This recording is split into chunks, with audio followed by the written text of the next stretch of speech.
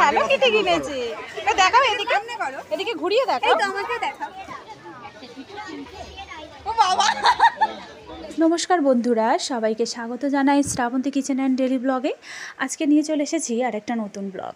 আজকে খুব সকাল সকাল উঠেছিলাম, প্রায় ভোর 5টা তো হবেই।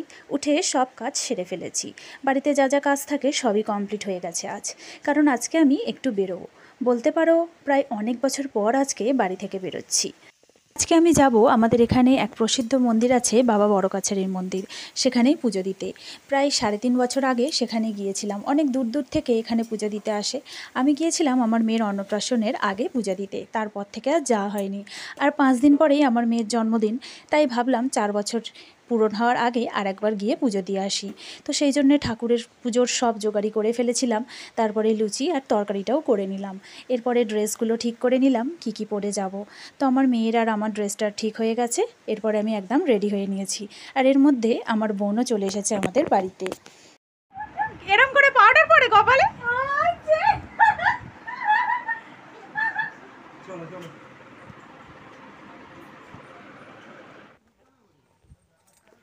আমরা এখন যাচ্ছি পুজো দিতে, একদম রেডি হয়ে গেছি।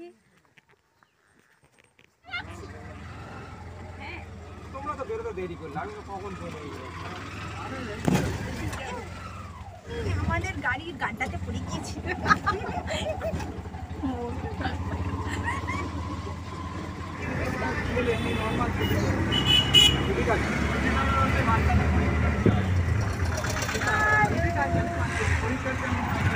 হ্যালো। 30-35 মিনিটের মধ্যেই এখানে পৌঁছে গিয়েছিলাম। এখানে এসেছিলাম একটা দোকানে। এই দোকানটা আমার বরেরই বন্ধুর দোকান। আগেরবারে এসেও এই দোকানেই ছিলাম। তো এসে এখানে আমরা একটু ভালো করে আগে সেলফি তুলে নিলাম, ব্যাগপত্র রেখে চলে গেলাম এই ঘাটেতে। এটা বলা হয় মন্দিরের বাবার ঘাট। এই ঘাটটাতে অনেকে স্নান করে পুজো দেওয়ার আগে, অনেকে যারা গণ্ডি কাটে মানত করা থাকে তারা সব এখান থেকেই গণ্ডি দেওয়া শুরু করে। আমরা এখানে হাত পা ধুয়ে ভালো করে একটু জল ছাটা দিয়ে নিয়ে চলে গেলাম মন্দিরের দিকে। মন্দিরটা এই ঘাট থেকে 2 মিনিটের মতো দূরত্বে। তারপরে চলে গেলাম। প্রচুর ভিড় হয়েছিল, জানো তো, ভিড় কাটিয়ে কাটিয়ে যেতে একটু অসুবিধা হচ্ছিল। আর যদিও আমার বোন ছিল বলে একটু সুবিধা হচ্ছিল। ফুল, বেলপাতা, প্রসাদ, পুজোর ডালি সব কিছু হাতে করে নিয়ে আমরা চলে গেলাম মন্দিরের দিকে। আর দেখতেই পাচ্ছ তোমরা, এখানে কিন্তু খুব ভিড় হয়েছিল।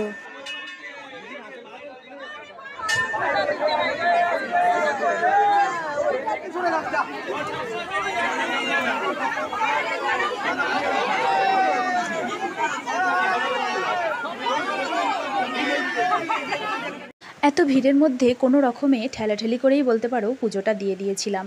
আর এটা হচ্ছে মন্দিরের পাশেই আর একটা শিবলিঙ্গ ছিল, সেখানে বেশ ভালো করেই পুজো করছিলাম। এখানে ভিড়টা একটু কম ছিল। মন্দিরে তো কোনো রকমে ঠেলে গুজে ওর গায়ে পড়ে ধাক্কাধুক্কি করে তবে পুজোটা দিতে পেরেছিলাম। তারপরে এখানে চলে এলাম, এসে একটু প্রসাদ খেয়ে নিয়ে চলে গেলাম সোজা দোকানের ওপরে। দোকানের ওপরটা একটু ফাঁকা ছিল, কিন্তু গিয়ে দেখলাম পুরোটাই ফাঁকা। মনে হচ্ছিল হয়তো ওপরটাও ভিড় হবে নিচের মতোই, কিন্তু অনেকটাই ফাঁকা ছিল। তো এখানে খাবার খাওয়ার রেস্টটা ভালো রকমই করা যাবে।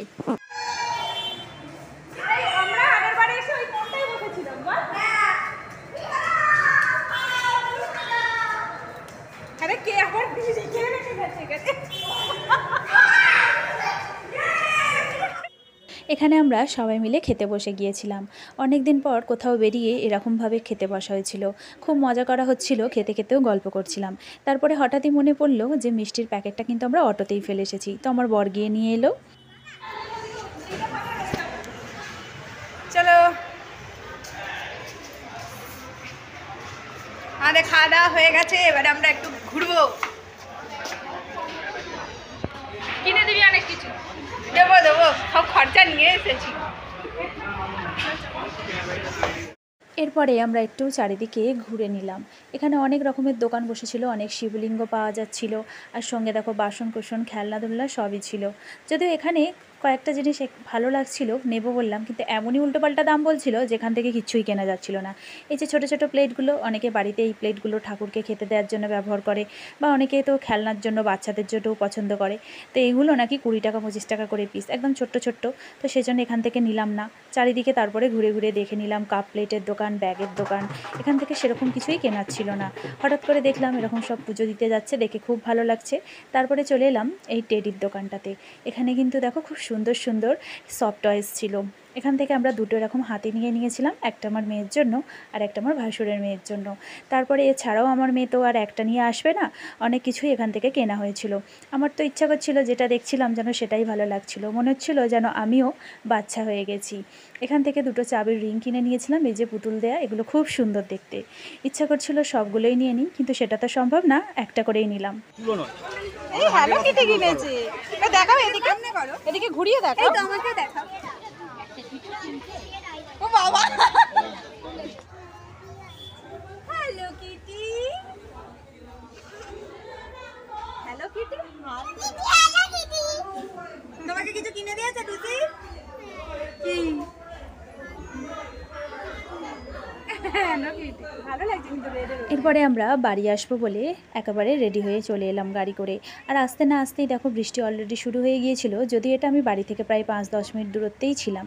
বৃষ্টি পড়া শুরু হয়ে গিয়েছিল, মনে হচ্ছিলো যেন আর জোরে বৃষ্টি না আসে, তাহলে বাড়ি থেকে নেমে কিন্তু গাড়ি থেকে খুব কষ্ট হবে বাড়ি পর্যন্ত পৌঁছাতে।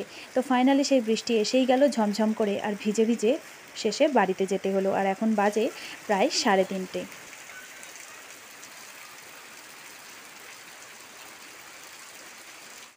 শুভ সন্ধ্যা বন্ধুরা, ফিরে এলাম অনেকক্ষণ পর। বাড়ি আসতে তো অনেকটাই বেলা হয়ে গিয়েছিল, এসে ড্রেস চেঞ্জ করে মেয়েকে খাইয়ে ঘুম পাড়াতে পাড়াতে প্রায় 4:30। তারপরে আর ঘুমাইনি আজকে, একটুও শুইও নি, মাথাটা খুব ভারী করছিল ভিজে গিয়েছিলাম বলে। সেই জন্য আর কি করি, এরকমভাবেই কাটিয়ে দিলাম। অনেকটা সময় পর আবার ব্লগটা কন্টিনিউ করছি।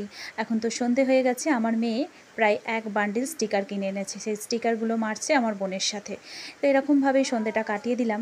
আজ আর রান্নাবান্না করার কিচ্ছু নেই। সোনা দেখি, হ্যালো সোনা, হ্যালো সোনা, তুমি কি খাচ্ছ? লুচি, লুচি খাচ্ছ? আমরা খাচ্ছি। লুচি খাচ্ছ? নিচে ও পা মোচায় মুচ্ছ? আচ্ছা ঠিক আছে। তো বন্ধুরা, আজকের ব্লগটা আমি আপাতত এখানেই শেষ করছি। আজ আর কন্টিনিউ করতে পারবো না এর থেকে বেশি। আজকে খুব ক্লান্ত হয়ে পড়েছি। তো বাই বাই, দেখা হবে নেক্সট ভিডিওতে।